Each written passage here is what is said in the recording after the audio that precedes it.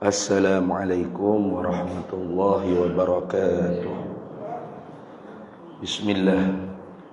Alhamdulillah wa syukrulillah ala ni'matillah. Wa la hawla wa la quwwata illa billah. Wassalatu wassalamu ala sayyidina rasulillah Sayyidina Muhammad ibn Abdillah wa ala alihi wa ashabihi wa man tabi'a sunnatahu wa jama'atahu min yaumina hadha ila yaumil ba'thi wan nahdah. Amma ba'du, faqad qala Allah ta'ala fil Qur'anil azim wa huwa asdaqul qailin. A'udzu billahi minasy syaithanir rajim. Bismillahirrahmanirrahim. Subhanalladzi asra bi'abdihi lailan minal masjidil haram ilal masjidil aqsa alladzi barakna hawlahu linuriyahu min ayatina innahu huwas sami'ul basir.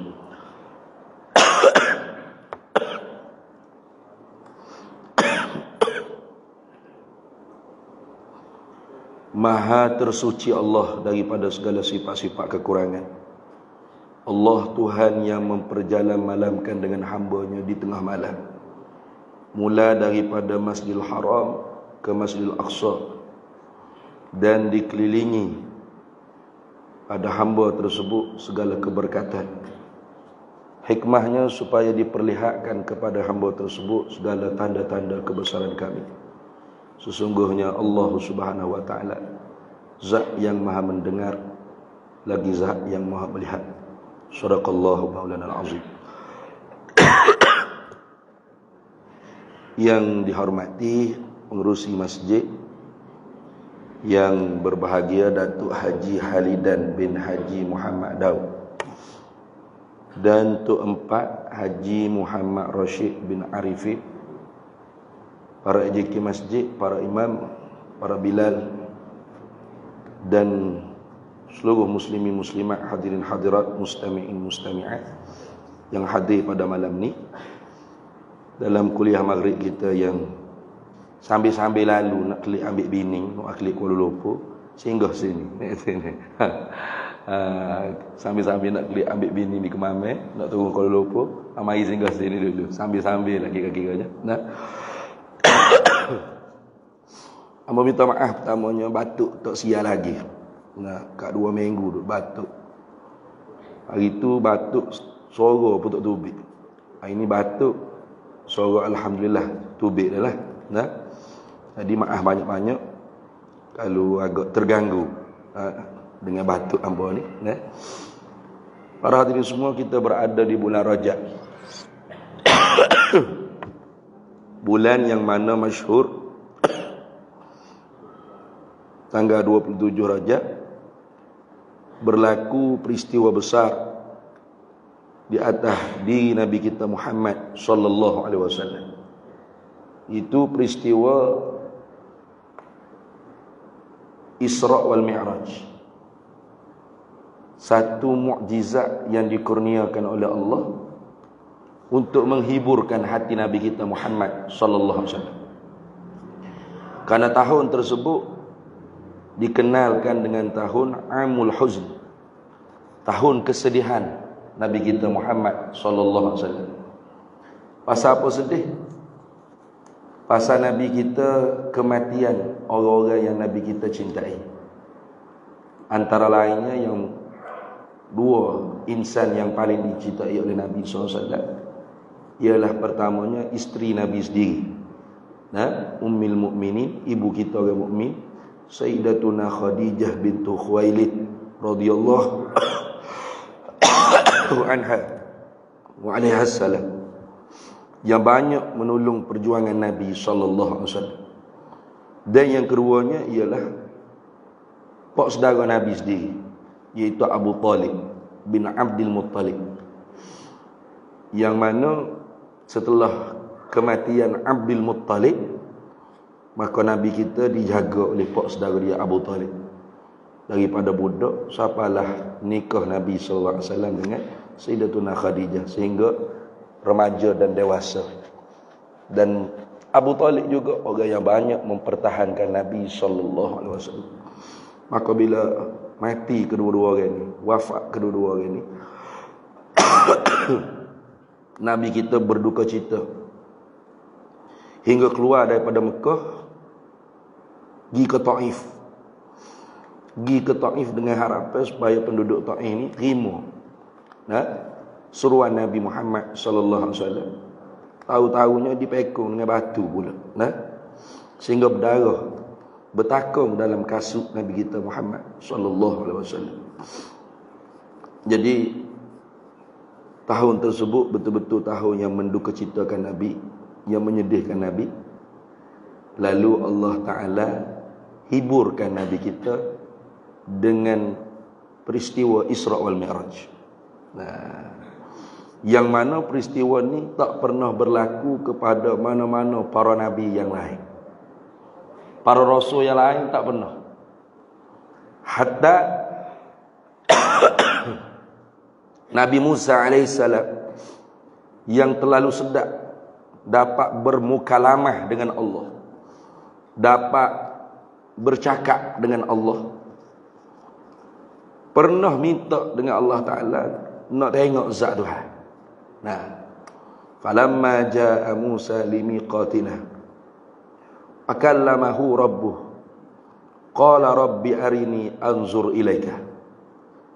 Tak kala mana sampai Nabi Musa ke tempat miqat kami, lalu berkata-kata akan Musa oleh Tuhannya. Setengah daripada hak Musa minta dengan Allah Ta'ala, arini anzur ilaika, berikan kepada aku dapat nampak zatmu hai Tuhan. Kerana Nabi Musa ni dapat cakap dengan Tuhan. Musa kalimullah wa kallamallahu Musa taklimah, berkata-kata akan Musa oleh Allah sebagai berkata-kata sengoti. Apa makna berkata-kata sengoti? Yakni dengan makna, katanya ulama ahli sunnah wal jamaah mazhab Asy'ariyah, Allah buka hijab, buka dinding, hijab maknawi. Diberi kemampuan melihat dan mendengar sifat kalam yang qadim, yang ada di zat Allah Ta'ala, yang tak berhuruf, tak bersuara, satu, tak berbilang. Karena sifat kalam tu wujudiyah, sifatun wujudiyatun qaimatun fi zatillahi ta'ala. Maka tiap-tiap yang wujud sah untuk dilihat dan sah untuk didengar. Itu kaedah. Kullu mawjudin yasihu an yura yasihu an yasma. Tiap yang ada tu sah untuk dilihat, sah untuk didengar. Maka mazhab Asy'ariyah dan sebahagian daripada Maturidiyah berpendapat arti Allah berkata-kata dengan Musa tu, Allah buka hijab maknawi. Kalau dinding ini dia panggil hijab hissi. Di antara kita dengan Allah ni sebenarnya ada hijab maknawi dia. Hijab yang tak nampak tengok. Lalu Allah Ta'ala jadikan pendengaran, penglihatan kepada Nabi Musa, yang mampu untuk Nabi Musa dengar dan lihat sifat kalam Allah yang tidak berhuruf, tidak bersuara. Lalu diberi faham apa yang Allah nak khitab sedia kala pada ta'alluq tanjizi qadim, sifat kalam Allah Ta'ala. Ini kena mengaji ilmu sifat 20 belakang ni nak faham. Kalau tak biasa mengaji sifat 20 pakai ngangor gitulah. Menata apalah Ustaz Domai cakap tanjizi qadim lah, ni ta'alluq dilalah lah. Kata Maturidiyah, arti Allah berkata-kata dengan Musa atau dengan mana-mana nabi yang lain ialah Allah menjadikan huruf suara yang baru. Lalu huruf suara yang baru itulah masuk ke anak telinga Nabi Musa atau para nabi yang lainnya. Nabi Musa atau nabi yang lainnya mendengar huruf suara yang baru, lalu faham apakah kalam yang qadim yang ada di beritahu kepada itu dah. Di dua-dua mazhab ahli sunnah wal jamaah mengisbatkan di zat Allah ada sifat kalam. Ada sifat kalam. Satu, tak berhuruf, tak suara. Bersalahan dengan Maka mustahil huruf suara ni ada di zat Allah, kerana huruf suara pasti baharu. Maka di sisi Mu'tazilah, zat Allah kosong, tidak ada zat, tidak ada sifat kalam, dan tak ada sifat-sifat yang lain. Kerana bagi Mu'tazilah bila sebut kata kalam mesti berhuruf bersuara. Ini lari daripada ahli sunnah wal jamaah. Satu kelompok lagi kata memang kalam tu berhuruf bersuara, dan huruf suara tu tidak ada masalah apa-apanya kalau qadim ada di zat Allah Ta'ala. Ini pun bermasalah juga. Kelompok Mujassimah, Hasyawiyah, Karamiyah.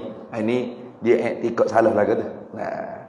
Maka ulama Ahlus Sunnah wal Jamaah jawab, kalam yang ada di zat Allah tak berhuruf, tak bersuara. Lagikan kalam yang ada pada kita pun ada yang tak berhuruf, tak bersuara. Mana monolog hak kita bercakap dalam hati tu dia panggil hadisun nafsi. Innal kalama la fil fuadi wa innama ju'ila al-lisanu 'ala al-fuadi dalilan. Innal kalama la fil fuadi, hanya saja kalam tu di dalam hati. Maka hak dalam hati ni bunyi tak? Tak bunyi. Ada huruf tak? Tak ada huruf. Kalau ada huruf, nak sebut saya tu berdarah selalu jatuh kita. Pasal sing tu gigi dia tajam banyak mana. Kalau bersuara tak kena order lah panggil. Kalau pergi kedai kopi, restoran, pakai waiter lalu tepi dengar bunyi dalam perut kita. Nak makan nasi kerabu dekat sini, ada bunyi suara dalam perut. Ada? Ada. Maka yang pada makhluk pun ada yang tidak berhuruf, tidak bersuara. Lebih lagi pada Allah Ta'ala, wa innama ju'ilal lisanu 'alal fuadi dalilan. Hanya dijadikan lidah ni sebagai menunjuk apa yang kita bercakap di dalam hati. Itu gitu. Jadi tertolak fahaman Mu'tazilah dan tertolak juga fahaman Musyabbihah, Mujassimah yang mengatakan kalam Allah Ta'ala berhuruf bersuara, dan huruf suara yang ada di zat Allah Ta'ala qadim. Banyak tu qadim, alif, ba, ta, qadim semua. Ulama ahli sunnah wal jamaah membahagikan kalam dengan makna sifat yang ada di zat Allah, tidak berhuruf, tidak bersuara, satu tak berbilang, lagi pula takluknya sedia kala. Maknanya apa ya Allah Ta'ala nak suruh, nak larang, nak tegah, nak cerita, nak janji baik, janji buruk pada hamba dia, siap, sedia kala dah. Ada dah sedia di zat Allah Ta'ala. Tak berhuruf, tak bersuara, tapi waktu banyak dia panggil takluk kalam. Dia panggil takluk tanjizi qadim bagi sifat kalam. Tak berhuruf, tak bersuara, tapi banyak. Waktu bukan sifat. Kalau sifatnya satu saja. Waktu diterjemah oleh Syekh pada Mekah kita dengan perkataan kalam pekata atau penutur. Kalau kalam dengan makna takluk sifat kalam tu ialah sedia ada berkata-kata. Sedia ada berkata-kata. Waktu tak berhuruf, tak bersuara. Satu lagi dipanggil kalam lafzi. Kalam lafzi ni Quran, Injil, Taurat, Zabur. Hak ni berhuruf dan bersuara. Maka hak ni makhluk. Tapi tidak boleh kita kata Quran makhluk, kerana Quran dan kalam perkataan yang muradif. Dia panggil muradif ni mana? Ittihadu fil makna, ikhtilafu fil lafzi. Bersatu pada makna, berlainan pada sebutan. Sebut Quran, sebut kalam, lain-lain, tapi maknanya sama. Quran ialah kalam, kalam ialah Quran. Maka sebab tu ulama Ahlus Sunnah wal Jamaah melarang kita memanggil Quran makhluk. Tak boleh. Tetap kena kata Quran kalamullah yang qadim, supaya tidak membawa keliru orang bahawasanya Quran yang ada di zat Allah ini sifat Quran, sifat kalam, yang ada di zat Allah tu makhluk. Bahaya kalau ikut itu, kufur wal a'iyyabillah. Jadi Nabi Musa tu sedap lazat. Kata dalam hadisnya, Nabi Musa lepas dapat mukalamah dengan Allah, dia tak mampu nak dengar kalam makhluk, kalam manusia. Bukan kalam makhluk, kalam manusia ni. Kalam manusia tu makhluk lah, tapi yang setara dah. Sebab kalam makhluk ni banyak. Anjing pun makhluk, betul tak? Kita boleh tak dengar anjing duduk menyalak tepi rumah kita lama-lama? Boleh? Sedap dengar, lazat. Sedap, lazat tak? Jijik, serabut dengar. Halau, tak boleh dengar. Nabi Musa bila boleh bermukalamah dengan Allah Ta'ala, dalam hadis cerita dari riwayat Tabrani, Nabi Musa tak mampu dengan manusia bercakap. Disumbaknya di telinga dia, tak boleh dengar. Rasa nak mutuh. Jijik, keji, jijik, tak mampu. Sampai 40 hari baru mampu Nabi Musa buka. Jadi oleh kerana lazat sedapnya dapat mukalamah dengan Allah, Nabi Musa minta kepada Allah, arini anzur ilaika, berikan kepada aku dapat lihat zatmu hai Tuhan. Nak lebih lagi. Lalu Allah Ta'ala jawab, qala lan tarani. Tuhan jawab, engkau tak dapat lihat aku di dunia. Pasal apa? Pasal dapat lihat Allah di dunia hanya khusus, kurniaan yang khusus, anugerah yang khusus hanya untuk Nabi Muhammad sallallahu alaihi wasallam. Tidak ada pada makhluk yang lain. Hatta para anbiya dan mursalin, tak ada. Tu. Maka sebab tu ulama sepakat ijma'. Barang siapa yang mengaku dengan lidah dia bahawasanya dia melihat Allah dengan mata kepala di dalam jaga, kufur bi ijma'il ulama, kafir dia dengan sepakat ulama. Itu bahaya. Pasal tak berlaku perkara tersebut melainkan hanya untuk Nabi sallallahu alaihi wasallam. Bila pada malam Isra wal Mi'raj. Maka sebab tu peristiwa Isra wal Mi'raj ni selain daripada dikurniakan sembahyang, as-salah mi'rajul mu'minin wa tariqatul lil muttaqin, kata Syekh Daud Fatani dalam kitab Munyatul Musallin. As-salatu mi'rajul mu'minin wa tariqatul lil muttaqin. Sembahyang ialah mi'raj orang mukmin dan jalan untuk orang bertakwa pada Allah. Jalan apa? Jalan untuk menyucikan hati dia, jiwa. Pasal kita ni nak menyuci hati tak boleh tunggu Jibril, Mikail tu nak belah dada macam Nabi Muhammad sallallahu alaihi wasallam. Itu, Nabi Muhammad dicuci hatinya dengan dibelah dada beberapa kali, termasuk sebelum dibawa naik Buraq untuk Isra ke Palestin, ke Masjidil Aqsa, dan Mi'raj ke Sidratul Muntaha. Itu Nabi dibelah dada, dicucikan, dibuang darah habuan syaitan, diisikan dengan nur, hikmah, yakin, ilmu dan sebagainya, dicuci dengan air Zam-Zam. Itu khususiah bagi Nabi kita Muhammad sallallahu alaihi wasallam. Kita nak cuci hati tak boleh lagu tu. Namun tunggu malaikat turun nak cuci hati. Tak turun. Turun juga bukan malaikat Jibril Mikail, tapi Malikil Maut. Ni bukan cuci hati, senjah nyawa cabut, mati. Kitanya nak cuci hati tak lain tak bukan dengan cara mengingati Allah. Qad aflaha man tazakka wa dzakara asma rabbih fasalla. Qad aflaha man tazakka. Qad sesungguhnya benar-benar aflaha telah berjayalah man tazakka, siapa-siapa yang menyucikan jiwa dia, hati dia. Lagu mana nak cuci hati, nak cuci jiwa? Wa dzakara asma rabbih fasalla, menyebut ia akan nama Tuhannya, dan mendiri ia akan sembahyang. Maka sebab itu dalam ayat yang lain Tuhan kata, Anallahu la ilaha illa ana fa'budni wa aqimis salata li dzikri. Gitu kan. Anallahu la ilaha illa ana, akulah Allah, tak ada Tuhan yang sebenar melainkan aku. Yani aku saja Tuhan yang sebenar. Hak lain kalau orang panggil Tuhan juga plesulah ke. Fa'budni, jadilah hamba hanya pada aku. Wa aqimis salata li dzikri, dirikan sembahyang untuk ingat pada aku. Jadi sembahyang itu start daripada Allahu Akbar sampai Assalamualaikum warahmatullah, semuanya zikrullah. Nah, untuk menyucikan hati, menyucikan jiwa. Nah, merendahkan diri, mengajar kita supaya tabazzulan, tazallulan, tadarruan, takhasyuan, tawadduan. Itu semua dibicara dalam kitab Muniyatul Musalli Syekh Daud Al-Fatani. Anda mengaji tu. Nah. Baik.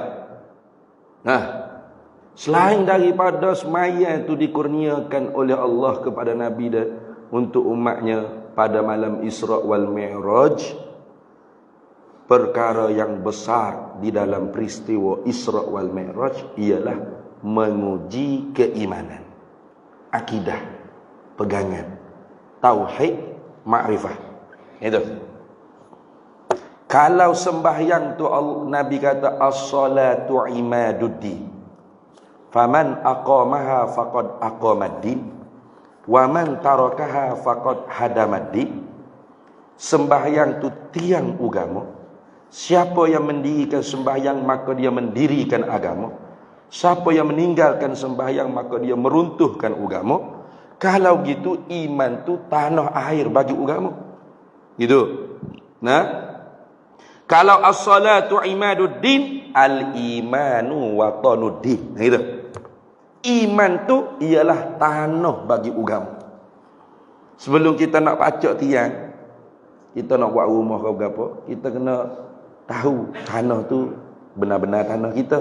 Nah, jangan main asal buat.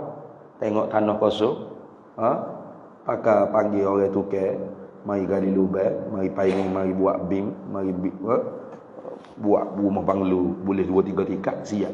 Rupa-rupa ceroboh tanah kerajaan. Siap. Kalau kerajaan mari roboh tak boleh marah, sia-sia. Tu. Artinya kalau semaya khusyuk ni, nah, banyak semayanya.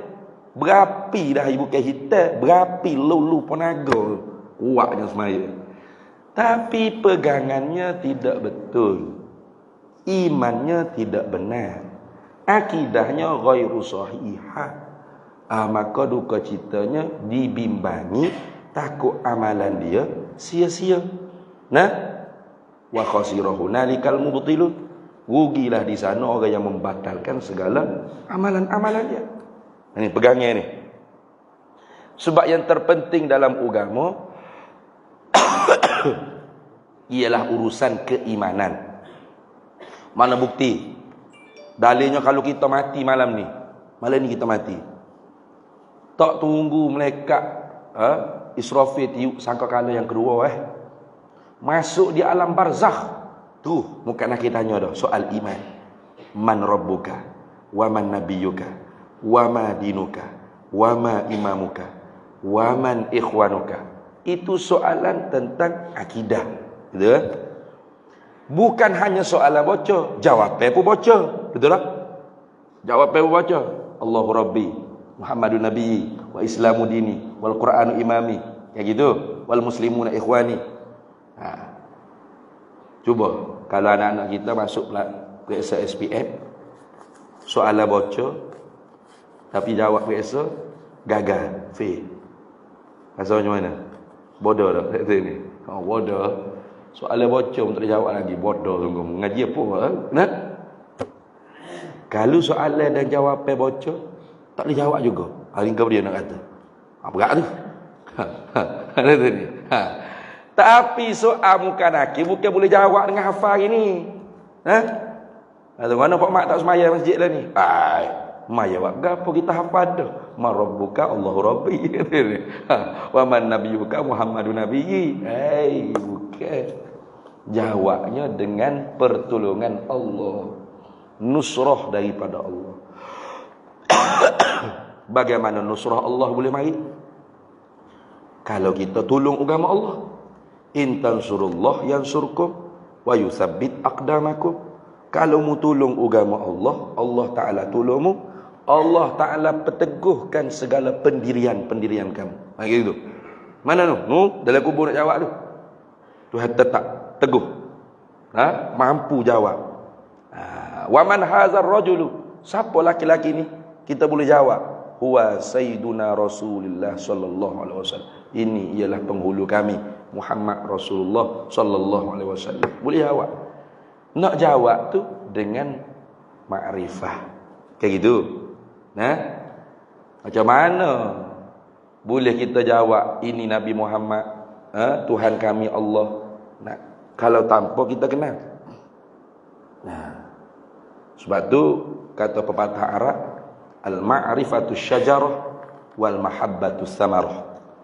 Nah, itu pokoknya kenal, baru ada buahnya cinta. Kalau tak ada pokok, bagaimana nak ada buah? Kalau tak ada ma'rifah, bagaimana nak ada mahabbah? Gitu. Dan mahabbah itu berpandu pada ma'rifah. Kalau ma'rifahnya amah, maka mahabbahnya amah. Kalau ma'rifahnya khassah, maka mahabbahnya khassah. Maka sebab tu, nah, tuk-tuk guru kita, alim ulama pondok kita, bila masuk saja bulan Isra' Mi'raj, mereka kadang-kadangnya tutup kitab-kitab kebiasaan mereka baca. Baca kitab Isra' Mi'raj. Pasal apa? Pasal di dalam peristiwa Isra' Mi'raj ni mengandungi pelbagai ibrah, terutama tentang akidah. Macam gitu. Nah, mana pertama? Yakni menguji tentang bagaimana kita berfikir dengan akal, dengan benar, tepat, betul. Mampu kita membezakan di antara hukum akal dan hukum adat. Nah, itu. Sebab tu kalau kita ngaji ilmu usuluddin kan, sebelum nak masuk mengaji tahu sifat 20 tu, ulama dia akan bawa hukum syarak, hukum akal, hukum adat, supaya diuli kita boleh beza. Kalau kita tak mengaji, kita tak boleh nak beza. Ni ada orang buat mengaji sifat 20, dia kata, apa mengaji sifat 20? Allah wajib ada. Apa kalau Allah Taala tak ada? Allah masuk neraka kan? Sudah. Dia bertukar tu. Dia bertukar dengan wajib syarak. Nah, wajib ada Allah tu bukan wajib syarak. Itu wajib akal. Itu. Jadi kalau tak boleh beza antara hukum akal dengan hukum adat, maka orang ni pada makna tak ada akal. Seperti kata Imamul Haramain, faman lam ya'rif ma'nal wajibil aqli wa ma'nal mustahil aqli wa ma'nal jaizil aqli fahuwa laisa bi'aqilin. Siapa yang tak reti hukum akal yang tiga, mesti pada akal, tentu tidak pada akal, boleh terima pada akal, maka orang ni pada makna tak ada akal. Orang panggil tak ada akal, gila. Tapi gila tak nampak gila. Ini bahaya. Nah, kalau gila nampak gila senang. Nampak telanjang bogel, rambut keras sebelah, gila ni. Tapi kalau tak nampak gila, nampak macam normal. Pakai kok, pakai necktie, pakai jubah, pakai serban apa. Nah, tapi gila tu jangan salah cakap, yang tak apa ke dia. Nah, bahaya gila tak nampak gila. Nah, orang yang tak reti hukum akal, tidak boleh membezakan di antara hukum akal dengan hukum adat, orang ni seperti orang gila tak nampak gila. Mana contoh? Contohnya Abu Jahal sendiri. Kayak gitu. Nabi SAW bila balik daripada Isra' Mi'raj, Nabi diperintah untuk sampaikan kepada umat tentang peristiwa tersebut. Nabi mendengung. Mendengung di masjid Nabi. Nak ngoyak Tuhan. Nah. Sedang molek takdir Tuhannya, Abu Jahal lalu. Tengok Nabi Muhammad duduk mendengung. Dia kata, ada cerita baru kan Muhammad weh? Buat hari anak, buat mengaji. Ada cerita baru ke?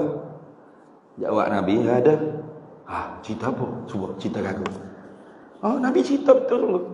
Semalam aku dibawa berjalan oleh Jibril Mikail, naik buruk daripada Masjid Haram ke Masjidil Aqsa. Semaya Jumaat nak pula Nabi jadi tu imam, diturun tangga daripada langit pertama ke langit dunia. Aku naik tangga tu sampai ke langit pertama. tangga langit kedua ke langit pertama, sampai ke Sidratul Muntaha, dan aku terima semaya 5 waktu, dan aku tunggu balik ke Masjidil Aqsa, kemudian aku sapa dengan borok ke Masjidil Haram pagi ni. Sudah. Abu Jahal bengong ya dak sini. Ini sudah betul-betul gila dak sini. Dia kata, "Hei Muhammad, kalau aku panggil semua penduduk Mekah ni, mari beripun depanmu, nak tak mu cerita sebagaimana mu cerita aku ni? Jangan ubah statement sikit pun." Dia takut Nabi Muhammad tukar cerita dak sini. Padahal Nabi tak pernah bohong, sekali-kali tak pernah berbohong. Ya, Nabi kata, aku akan cerita seperti ni sebab hak ni wahyu yang diperintah untuk disampaikan. Abu Jahal panggil, "Oi, bapak Mekah, mai. Muhammad ada cerita baru ni." Pakak mari depan Nabi sallallahu alaihi wasallam. Muhammad, cerita balik gapo hang cerita kat aku ni. Habis cerita. Gagak-gagak Mekah pada hari tersebut. Gila, mati gila dah. Rupa-rupa ramai hak gila sebenarnya. Bukan Nabi yang gila. Itu dalam Quran kata mana? Wan najmi idza hawa ma dalla sahibukum wa ma ghawa. Ayat tu apa tu?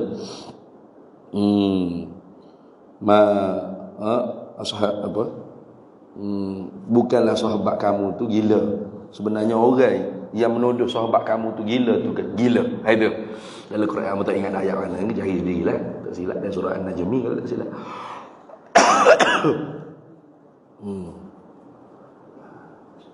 Jadi orang yang beri medah ketika tu pun berasa tergugat. Tergugat. Tu kau cerita. Ni nak ayat kata bahawasanya iman orang ni tak sama. Martabat keimanan orang ni tak sama. Melainkan Sayyidina Abu Bakar As-Siddiq. Bila Abu Jahal jumpa dengan Abu Bakar, "Hei Abdullah bin Abi Quhafah, mu tahu tak saya rapatmu Muhammad ada cerita baru." Apa ceritanya? Dia kata semalam dia pergi ke Masjidil Aqsa, pagi ni baliklah. Cerita Isra' ya, Mi'raj tak cerita. Jawab Sayyidina Abu Bakar, "Inni la usaddiquhu bima huwa ab'adu min zalika." Aku mengiyakan Nabi Muhammad dengan lebih daripada ni aku terima lagi. Tengok. Itu asbabnya Sayyidina Abu Bakar As-Siddiq digelar dengan As-Siddiq. Pasal apa sahaja yang keluar daripada mulut Nabi sallallahu alaihi wasallam, tidak ada satu saat untuk Abu Bakar berfikir sekejap. Nabi kecek ke apa? Nanti jak Rasulullah nak mikir tu ada ni. Dah. Apa sahaja keluar daripada mulut Nabi, iya. Tak sedih sekali dah. Iya sekali dah. Membenar sekali dah. Maka kerana itu Abu Bakar digelar dengan As-Siddiq. Ini akal orang mukmin yang sempurna. Pasal apa Abu Bakar boleh terima, Abu Jahal tak diterima? Cuba tanya. Pasal apa? Pasal Abu Bakar akalnya cerdas. Abu Jahal akalnya bodoh. Bapak Jahal bodoh. Bapak bodoh. Abu Jahal maknanya bapak bodoh. Pasal apa bapak bodoh? Pasal dia tak boleh beza antara akal dengan adat. Tak boleh beza. Itu. Sebab tu kalau ada ustaz ceramah Isra' Mi'raj, dia kata, "Tuan-tuan yang mulia, tuan-tuan, puan-puan, peristiwa Isra' Mi'raj ini ialah peristiwa yang mustahil pada akal manusia." Sudah. Boleh tanya selalu ustaz tu. "Ustaz, akal manusia mana yang mustahil?" Tanya selalu. Akal manusia mana? Takut ustaz sendiri pun tak lepas fardu ain juga. Sebab ramai sekarang ustaz ni mudah. Gelaran ustaz ni mudah. Ada janggut sikit, pakai serban sikit, pakai jubah sikit, boleh baca kuliah Allah ayat Quran 3 patah. Ustaz. Senang jadi ustaz lah ni. Zaman dulu bukan mudah jadi ustaz. Malu bukan kalau orang panggil ustaz. Nah, tak layak. Pasal makna ustaz ni kalau tengok dalam kitab Sirajul Talibin syarah bagi Minhajul Abidin. Apa makna ustaz? Al-mahir fi kulli fannin minal ulum. Al-mahir fi kulli fannin minal ulum. Yang mahir pada sekalian mata pelajaran daripada ilmu-ilmu. Wow, bukan senang. Sebab tu dah melulu pun bukan senang berkata ustaz. Salah seorang yang nama Abu Ishaq Al-Isfirayini. Dia dapat gelaran Al-Ustaz. Kalau sebut ustaz, tak ada orang lain. Ustaz tu Abu Ishaq Al-Isfirayini. Kalau zaman lah ni murah ustaz. No? Berapa lori boleh kau? Banyak sangat jadi ustaz. Nah? Tak tahu mengaji mana pun ada buh ustaz. Mengajar hak salah pun ustaz juga. Oh nyanyo. Tu. Aduh, nyanyo. Dalam Facebook, dalam YouTube. Yang mengajar kata kan, Tuhan ni tak hidup, tak mati Tuhan. Ustaz berkebut orang panggil. Ustaz. Tuhan tak hidup, tak mati. Ke mana tu? Yang mengaji mana gitu tu? Bercanggah jelas-jelas dengan Quran. Quran kata Allah Maha hidup, tak mati. Kayak gitu. Wa tawakkal 'alal hayyil ladzi la yamut. Berpeganglah hati kamu di atas zat yang maha hidup, tidak mati. Kayak gitu. Dia dah Tuhan ni, dia kata Allah ni tak mati, tak hidup. Apa tu? Tak mati, tak hidup. Tapi setara tu pun berkebut orang panggil ustaz. Tak tahu mengaji di mana pun orang panggil ustaz. Tak ada arah. Sebab kita orang sekarang ni tidak ambil berat tentang hijab agama. Cuba saya menyamar jadi doktor. Saya ada duit juta-juta. Saya beli bangunan. Satu bangunan saya letak Hospital Ahmad Faqih Hafizuddin. Saya beli semua kelengkapan untuk bedah, operate. Saya tak pernah mengaji medik. Agak-agak siapa hak sakit nak mari berubat di hospital. Ya ada tak? Sila akhir bulan saya kena tangkap sebab berpotensi menipu. Betul? Ataupun kereta saya modifat jadi kereta polis. Saya beli seragam polis. Saya beli pistol kat Thailand. Saya menyamar jadi polis. Agak-agak saya kena tangkap tak? Jangan main-main. Sebab berpotensi menipu. Tapi kalau urusan agama, tak apa, tak ada masalah. Kita tak siasat dah. Dia mengaji di mana apa dah ni. Yang penting orang panggil ustaz-ustaz lah. Itulah kita orang akhir zaman. Tak ada arah nak macam mana? Kalau ada ustaz mengajar gitu, tanya saya dia. Mustahil pada akal siapa ustaz? Dia kata peristiwa Isra Mi'raj ni mustahil pada akal manusia. Manusia mana tanya? Kata mustahil pada akal kita manusia. Sebab kau ustaz tu pergi ngaji lagi. Fardu ain tak lepas. Kalau yang kita belajar mustahil pada akal manusia seperti Abu Jahal. Kita ni bukan pengikut Abu Jahal, betul tak? Kau siapa dia sini? Kau nak ikut Abu Jahal ada? Saya ikut Abu Jahal, ustaz, senang. Ada. Jadi kita ni pengikut Abu Bakar As-Siddiq. Kalau Abu Bakar As-Siddiq peristiwa itu tidak mustahil pada akal, harus pada akal. Walau mustahil pada adat. Tidak bahaya hukum adat, hukum akal. Pada adat zaman Nabi daripada Mekah ke Palestin, kenderaan yang dijadikan pada zaman tersebut naik kuda. Kalau dipecuk daripada Mekah ke Palestin tanpa berhenti di mana-mana RNA, memakan masa sebulan pergi, sebulan balik. Kayak gitu. Itu pada adat. Pada adat tu, bukan pada akal tu. Jangan waktu akal adat. Sekarang daripada Mekah ke Palestin ada sebulan pergi, sebulan balik, naik flight. Flight mana tu? Pergi ke Rusia dulu. Tok nenek kita dulu pergi ke Mekah naik kapal layar 6 bulan. Betul tak? Sekarang orang naik flight pergi ke Mekah 6 bulan. 6 bulan. Dah. Kalau hari tu Mahathir tak mampu projek kereta api laju daripada Johor ke Perlis, orang Johor pergi Perlis sejam. Sejam. Ada naik kereta daripada Johor ke Perlis sejam. Ada? Tak ada. Itu hukum ada, bukan hukum akal. Kena beza hukum akal dengan hukum ada. Inilah alim ulama kita duduk teka kaca mengajar wirti beza hukum akal hukum ada supaya kita tidak termasuk di kalangan jahlul murakkab. Jahil murakkab.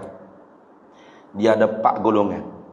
2 ijma' kafir, 1 khilaf pada kafirnya, 1 lagi dipanggil jahil murakkab. Mana 2 ijma' kafir? Iaitu orang yang mengiktikadkan makhluk ni dapat memberi manfaat mudarat dengan diri dia atau tabiat dia. Wa man yaqul bi tab'i au bi illah fadzaka kufrun inda ahli millah. Itu sepakat. Ni kalau duduk dalam ekon ni, apa pegangan dia? Ekon memberi sejuk dengan tabiat ekon, kafir. Atau kerana ekon kita dapat sejuk, kafir dia dah. Itu sepakat. Tak ada siapa dia ulama khilaf, kufur i'tikad. Wa may yakul bil quwwatil muda'ati fazaka bid'iyun fala taltafiti. Hak ni kufur khilaf ulama, tapi sesat sepakat. Mana? Siapa i'tikad makhluk ni dapat memberi bekas manfaat mudarat dengan power, kuwah, kudrat yang Tuhan jadi kepada dia, maka hak ni bid'ah, jangan kita ikut. Dia kata bukan ekor, bukan tabiat ekor bagi sejuk, tapi Allah lah, Allah jadikan power pada ekor, mampu ekor bagi sejuk. Allah jadikan kuah power pada nasi, mampu nasi bagi kenyang. Allah jadikan power pada air, mampu air menghilangkan dahaga. Allah bagikan power pada Panadol, mampu Panadol menghilangkan demam. Allah bagikan power pada ubat batuk, mampu ubat batuk menghilangkan batuk. Ni kufur dia khilaf. Ada ulama kata kufur, tapi kau tu dhaif. Kau yang rajih fasik mubtadi'. Satu lagi, dia i'tikad Allah juga yang memberi kesan, bukan makhluk yang memberi kesan. Allah yang memberi bekah, Allah yang memberi manfaat mudarat, tetapi tidak sekali-kali bersalahan sabab dengan musabab yang adi pada akal. Yang tukar antara adi ada dengan akal. Nak tahu? Boleh tanya ni. Nak tahu? Boleh soal ni? Boleh tanya? Boleh tak? Kau tak boleh tanya? Serius molek ni. Nak tanya? Ya, tanya tak apa, salah jawab pun tak apa. Tanya soalan. Terima ke tidak pada akal kita? Seseorang yang makan nasi 10 pinggan atau 20 pinggan, tapi tak kenyang-kenyang, tetap lapar. Terima tak? Cuba jawab. Terima? Terima tak? Terima juga? Terima tak? Tak terima? Kita tanya tak terima dulu. Pasal apa tak terima? Tak munasabah. Tak munasabah tu pada akal ke pada adat? Pada akal. Maknanya kalau nasi tu banyak 10 pinggan, mesti kena kenyang lah. Sudah. Takut dia larat jawab je. Kalau kata tak terima, terima deh. Pasal apa terima?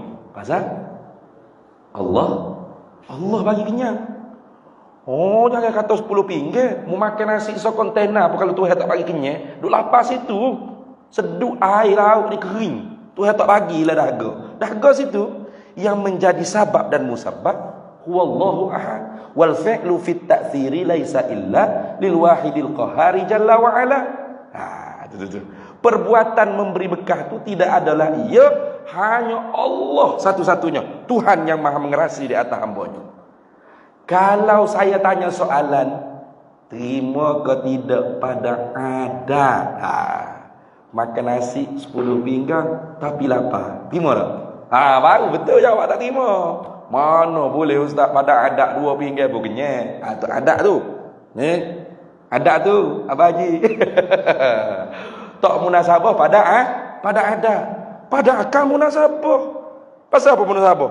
Pasal yang menjadi musabab. Mana musabab? Kenyang tu musabab. Nasi tu sabab. Betul tak? Siapa yang menjadi nasi dan kenyang? Allah. Boleh tak Allah Ta'ala jadikan sabab tanpa musabab? Boleh. Allah jadikan ubat batuk. Kita makan. Habis 2 botol ubat batuk. Batuk lagi. Tak ada lagi sembuh. Boleh tak? Boleh. Orang berpegangan dengan ahli sunnah wal jamaah tak mengamuk pergi bakar kilai ubat batuk. Nah, pergi bakar kilai Panado. Nah, Panado ni menipu aku tu lah berapa papel lah Panado benda-benda lagi. Tak ada. Pasal kita tahu yang menyembuh Allah, yang memberi sihat Allah. Kita hamba sebatas ikhtiar usaha. Makan Panado, makan ubat batuk, jumpa doktor, cocok waxing, cocok gotu. Ikhtiar usaha je tu. Bukan memberi bekal kamu. Yang memberikan siapa? Allah. Kalau orang ikut Panado yang menyehat, ubat batuk yang menyembuh batuk, nasi yang memberi kenyang, syirik tu syirik jali, syirik akbar. Samalah peristiwa Isra' Mi'raj ni. Siapa yang menggerak? Siapa yang mendiam? Siapa yang menjadi? Siapa? Subhanallazi asra bi'abdihi lailan. Asra tu memang berjalan malam. Ditambah lagi dengan lailan. Nak takkid bahawasanya berlaku peristiwa tu pada malam. Tapi bukan sepanjang malam. 1 juzuk daripada malam. Setengah mana 1 juzuk daripada malam? Katanya ulama, bekas panah haba tubuh Nabi tinggal ketika mana Nabi tidur tu belum hilang lagi, Nabi balik dah. Cuba kita akak punggung. Rasa panah tak atas kapek. Panah ada ni. Lama mana panah tu? Sejak panah. 2 jam terbakar kapek gitu. Sekejap ya, betul? Sekejap ya. Itulah dawabit. Dawabit tanda qadar masa berlaku peristiwa Isra' wal Mi'raj. Akal boleh terima tak? Boleh. Karena siapa yang menjadi? Allah. Allah buat, ikut dia. Dia nak buat lagu mana? Dia boleh buat Kalau kita nak kata Tuhan lemah, Tuhan tak boleh buat benda gitu. Jangan, jaga-jaga. Nah, kalau kita kata Tuhan lemah, kufur kita. Jadi Tuhan Maha Kuasa, dia boleh buat segala benda. Tok nenek moyang kita, kalau takdir kita boleh jumpa balik dan kita cerita zaman kita sekarang pergi ke Mekah sehari tak apa. Kalau tok nenek moyang kita akidah kuat ahli sunnah wal jamaah, dia jebeh main. Pelik apa? Gitu. Dia tak pelik. Pelik apa? Tuhan berlaku. Kayak gitu. Tapi kalau tok nenek moyang kita tak kuat pegangan ahli sunnah wal jamaah, jangan pelik. Cucu aku ni, cici aku ni gila dah. Mana ada sehari pergi Mekah. Kami mula pergi Mekah 6 bulan. Pasal dia duduk iktikad yang menggerak, yang mendiam, yang menjalan. Kapal. Dia. Nakoda kapal. Minyak petrol. Tayar. Bukan Allah dah. Dah. Pasal dia kata, mana boleh. Mana boleh sehari. 6 bulan pergi Mekah. Tu. Jadi kalau nanti cicit kita pula pergi Mekah sejam, ada kita nak pelik tak? Nak pelik? Cucu aku ni gila dah lah. Allah kesian dia. Azan tak? Azan dulu. Azan dulu. Apa tu? 10 minit lagi. 10 minit lagi dah. Tak payah lama-lama ke? Amat sakit dekok. Batu nak cabut dekok. Jadi ibrah yang pertama tentang Isra' Mi'raj ni ialah supaya kita boleh tekun, belajar, menguasai, membezakan antara hukum akal dan hukum adat. Yang kedua perkara yang tak kurang besar juga seperti yang kita sebut tadi ialah tentang melihat Allah.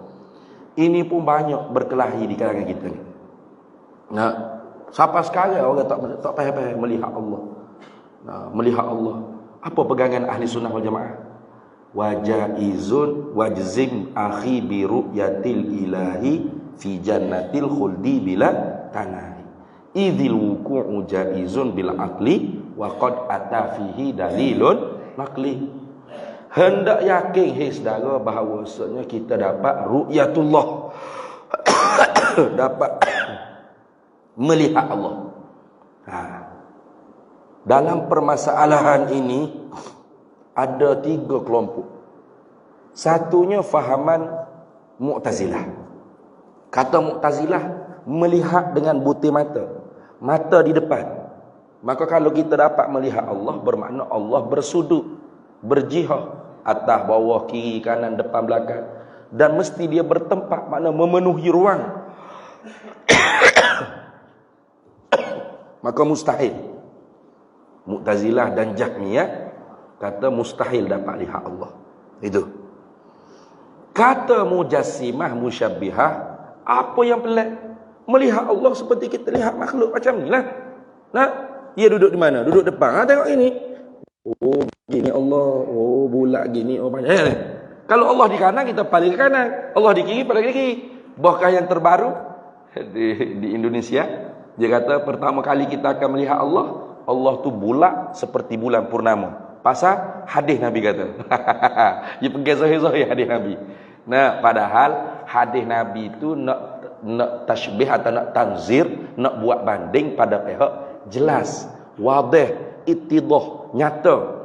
Nabi kata, selagi kamu akan dapat lihat Tuhan kamu seperti mana kamu melihat bulan purnama. Apa? Bukan Allah tu bulat gotel macam bulan purnama, bukan. Tapi nak rayaknya jelas. Hak kita tak jelasnya anak bulan. Kayak gitu. Yang betul tak? Anak bulan ni tak jelas. Nak raya, nak puasa, pakat balah duk terapuk. Kenapa kau tak anak bulan? Sebab anak bulan tak jelas. Kecil, halu anak bulan. Kalau bulan purnama tu orang tak gitu apa dah. Duk nerak atas jalan raya tu pun apa? Kayak gitu. Tengok, oh malam purnama dah ini weh. Jelas. Jadi Nabi nak ayat mu akan dapat nampak zat Tuhan kamu jelas. Gitu. Bukan Tuhan tu bulat gotel seperti bulan purnama. Bahaya ke dia Tuhan bulat bercahaya macam bulan purnama. Sudah. Ini pun sesat. Pegangan yang betul, kita dapat lihat Allah Ta'ala dengan mana nampak. Kenapa? Sebut ru'yah tapi bimaknal idrak dia panggil. Min itlaqis sabab wa iradatil musabbab. Sebutnya lihat tapi nak makna nampak. Itu. Sebab tidak lazim antara lihat dengan nampak. Ada benda orang tak lihat tapi dia nampak. Ada. Dia duduk ngaji ni, dia pejam mata. Tok guru duduk ngajar ke pejam mata. Mana Pak Mat? Nampak tak? Jelas. Pejam mata jelas. Nah, ada orang hak ngaji tengok ke tok guru, tengok titik elevasi. Nampak tak? Tak nampak apa dia kata, tak faham apa ya. Ada kayak gitu. Betul? Ada benda hak kita tengok, kita lihat tapi tak nampak. Ada tak? Bawa kata gedegung masuk lubang. Bini kata, "Allah abahmu tak tengok kalau lubang depan tu." Tengok dah tapi tak nampak. Betul? Tengok tapi tak nampak. Pasal nampak ni kurnia Tuhan. Nampak tu musabab, lihat tu sabar. Sayyidina Umar duk khutbah di Madinah. Gedegung-gedegung ittaqullah usikum wa iyyak. Tiba-tiba Allah bagi nampak tentera Islam hok duk beratus-batu. Sayyidina Umar tengok tak? Tengok. Tapi Sayyidina Umar nampak tak? Nampak. Tiba-tiba ya Sariyah, Jabal. Peling habis orang duduk bawah. Pasal apa pula Amirul Mukminin, tentera ke bukit dia sini. Sayyidina Umar tengok tak? Tak tengok. Tapi Allah bagi Sayyidina Umar nampak. Yang nampak. Jadi kenapa tengok Tuhan tu dengan makna nampak Tuhan. Gitu kan? Tok guru ambo dia sok mau dia kata wak wirid apa? Takut tak ingat. Kata nah, nampak Tuhan kuk mata bukan tengok ngabuti mata. Awak berzikir kata. Nah, nampak Tuhan kuk mata. Nampak Tuhan kuk mata bukan hanya mata yang nampak Tuhan. Sebab dalam Quran pun tak sebut kata ainun a'yunuhum dah wujuhun yauma idzin nadhirah ila rabbiha nazirah. Wajah orang mukmin ni cerah cuaca. Pasal kepada Tuhan mereka nampak. Wajah saja ke? Tak. Seluruh tubuh cerah. Sinar bana. Dia panggil min itlaqil juz'i ay wajhun wa iradatil kulli ay jasadun. Nah, sebut wajah cerah, tapi seluruh tubuh cerah orang mukmin. Pasal lazat dapat kurniaan Allah yang paling sedap dalam syurga. Gitu. Fi jannatil khuldi bila tanahi. Jadi bukan kita duduk dalam syurga. Nih, Datuk Haji Halidan. Mana Datuk Haji Halidan? Datuk dia ni. Datuk Haji Halidan boring duduk dalam syurga Datuk dia ni. Lepas tu pergi ketuk pintu Tok Empak Haji Muhammad Rashid. Ada Haji Rashid duduk apa tu? Nah, Haji Rashid kata duduk main bidadari ni Datuk weh. Alah, buahlah. Mari kita tengok Tuhan. Bukan lagu tu. Kenapa yang boleh? Bukan makna gitu. Duduk di syurga mana? Syurga Jannatul Aden, Jannatul Khuldi, Jannatul Firdaus, Jannatul Ma'wa. Ikut syurga mana manusia tu duduk, menghuni di mana syurga sekalipun, kalau Allah Ta'ala nak kurnia nikmat hak lazat sekali dari syurga tu, dapat. Ya rahul mu'minuna bila ghairi kaifin wala asri. Hatta tansa'ani ni'ami. Sehingga lupa nikmat-nikmat yang lain. Kayak gitu. Ingat baik-baik. Ini banyak orang salah faham. Jadi Nabi SAW dapat nampak zat Tuhan dengan mata kepala, bahkan seluruh maujudat yang ada di tubuh Nabi lazat dapat musyahadah zat Allah Ta'ala pada malam Isra wal Mi'raj. Dan hak ni tak dapat di dunia selain daripada Nabi Muhammad SAW. Hanya Nabi kita seorang yang dapat. Tapi di akhirat insya-Allah dapat. Insya-Allah. Dengan qadar makrifat orang itu dengan Allah Ta'ala lah. Nah. Jadi nak faham boleh? Bukan tengok Tuhan dengan butir mata Tuhan duduk gini. Kalau gitu betul lah Mu'tazilah, Jahmiyah tak boleh tengok Tuhan. Bukan seperti Musyabbih Mujassimah kata, apa masalah? Tengok Tuhan gini, Tuhan duduk depan gini. Boleh tengok. Lagu ni Tuhannya. Mula tak boleh tengok dia nya. Bujur gini, bulat gote gini. Bukan gitu. Dua-dua salah lagu tu. Hak terlampau menyucikan Allah sehingga mengingkari dapat nampak zat Allah pun salah. Terlampau mengisbat sehingga mengatakan dapat lihat Allah seperti lihat makhluk gini pun salah. Ahlus sunnah wal jamaah tetap mengisbatkan dapat melihat zat Allah dengan makna nampak zat Allah. Kuk mata bukan hanya mata, seluruh maujudat yang ada dapat nampak zat Allah. Serta menafikan keserupaan Allah dengan makhluk. Gitu. Jadi bukan bertempat Tuhan duduk depan, tidak. Ayat Nabi turun naik tu bukan makna turun naik. Tu kata Tuhan duduk tepat di langit tu. Dah. Bagaimana gitu? Nabi Musa tu dapat bercakap dengan Tuhan di Turus Saina. Tuhan duduk di Turus Saina pula. Tidak. Itu kena faham betul-betul supaya pegangan kita jelas. Pegangan ahli sunnah wal jamaah. Supaya ibadat kita tidak sia-sia. Kalau pegangan kita tidak betul dengan pegangan Nabi SAW, pegangan sahabat Nabi radhiyallahu taala anhum ajma'in, pegangan para alim, para ulama, para awliyaillah, artinya tidak serupa dengan ahlus sunnah wal jamaah, jamaatus sahabah, jamaatul ulama, jamaatul awliya. Dibimbangi kita ni termasuk wasintani wasab'ina finnar, 72 firqah yang dibawa masuk ke dalam neraka. Jadi yang terpenting tentang akidah daripada ibrah Isra Mi'raj, dan yang tidak kurang penting juga ialah tentang sembahyang. Jadi sembahyang jangan main lekeh-lekeh. Nabi tu esok ke tu Nabi tak sembahyang subuh lagi. Padahal kewajipan sembahyang sudah fardu dah. Pasal apa Nabi tak sembahyang lagi subuh? Pasal Jibril tak mari ajar kaifiat sembahyang. Itu. Daripada perbuatan Nabi tak sembahyang subuh, Jibril turun zuhur, ajar kaifiat sembahyang. Ulama faham syarat sah sembahyang salah satu daripada 9 ilmun bi kaifiyatiha, tahu dengan kaifiat sembahyang. Jadi nak tahu kaifiat sembahyang, terutama kita sembahyang jemaah, hukum wafiq, hukum masbuk, hukum takhalluf daripada imam. Itu semua memerlukan kepada ilmu. Jadi jangan kita tinggal mengaji, jangan kita tinggal belajar, kerana sekalian perbuatan kita ni kalau tidak tanpa ilmu sia-sia. Wa kullu man bighairi ilmi a'maluhu mardudatun la tuqbalu. Tiap-tiap mereka tanpa ilmu dia beramal, amal dia tidak diterima bahkan tertolak. Jadi cukup setakat tu, mudah-mudahan yang baik daripada Allah dan yang buruk daripada kelemahan diri hamba sendiri. Tak boleh lama-lama sebab nak cabut dekak batuk. Wallahu a'lam wa ilmuhu atam yu'til hikmata man yasha wa man yu'tal hikmata faqad utiya khairan katsira wa ma yadhakkaru illa ulul albab. Bismillahirrahmanirrahim. Allahumma inna nas'aluka min khairi ajlihi wa ajlihi ma 'alimtu minhu wa ma lam na'lam wa nas'aluka al-jannata wa ma yuqarribu ilayha min qawlin wa 'amalin wa niyyatin wa i'tiqad wa na'udzu bika minan nar wa ma yuqarribu ilayha min qawlin wa 'amalin wa niyyatin wa i'tiqad wa nas'aluka min khairi ma salaka 'abduka rasuluka nabiyyuka Muhammadun sallallahu alaihi wasallam.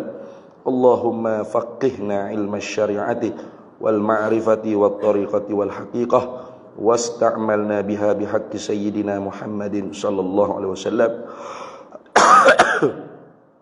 Rabbi fanfa'na bi barakatihim wahdinal husna bi hurmatihim wa amitna fi tariqatihim wa mu'afatin minal fitani wa sallallahu wasallam ala sayyidina Muhammad wa ala alihi wa sahbihi wasallam walhamdulillahi rabbil alamin. Para hadirin, ibu-ibu, ayah-ayah,